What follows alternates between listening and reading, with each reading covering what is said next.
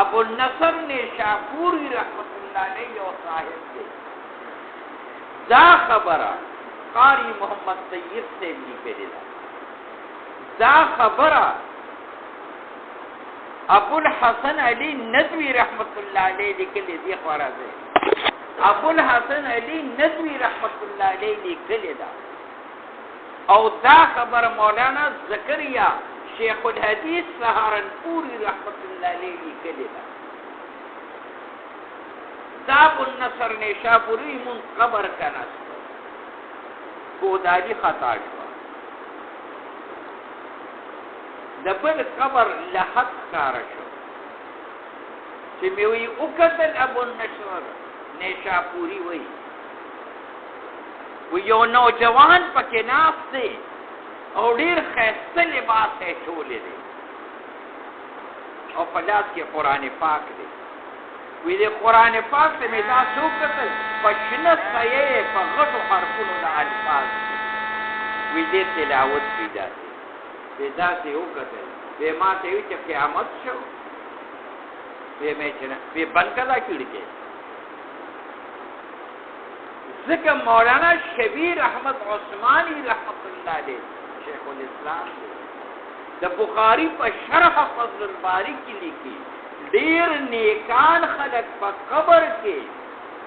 وظایف او منځونو تلاوتونه کوي خدا په غیبانه سفرز نه دا د مزي او د کیف او د سرور لپاره کوي لکه دا غټایت چې ډوډۍ وخوري نو ورپسې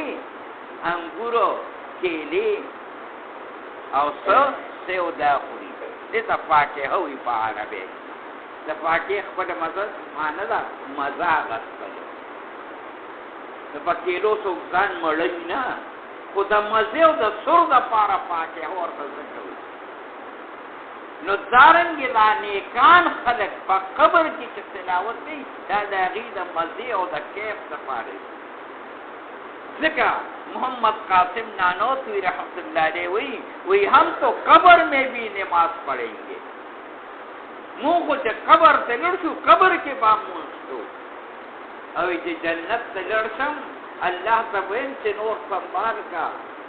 مال دیو مسلی سے راکا چه موس کو بابا نو نیکان خلق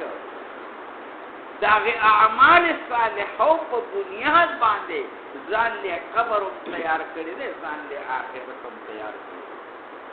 او دا فانی جهاد دی لون کې اقبال ذکر وی تو شاہین ہے پرواز ہے کام تیرا تیرے آسمان اور بھی ہے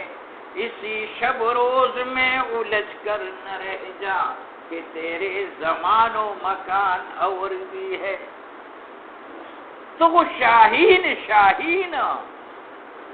د دنیا د آسمان یوازستان دی د قبر آسمان دی پسر دی د میدان محشر آسمان دی د جنت آسمان دی د زنکدن آسمان دی د زنکدن دنیا دی دا د قبر دنیا دی دا د آخرت دنیا دی دا د میدان محشر دنیا دی دا ځکه مرګ د فنانوم نه دی مرګ د فنانوم نه دی بلکې د یو حالت نه بل حالت ته انتقال دې ته ویل شي مرګ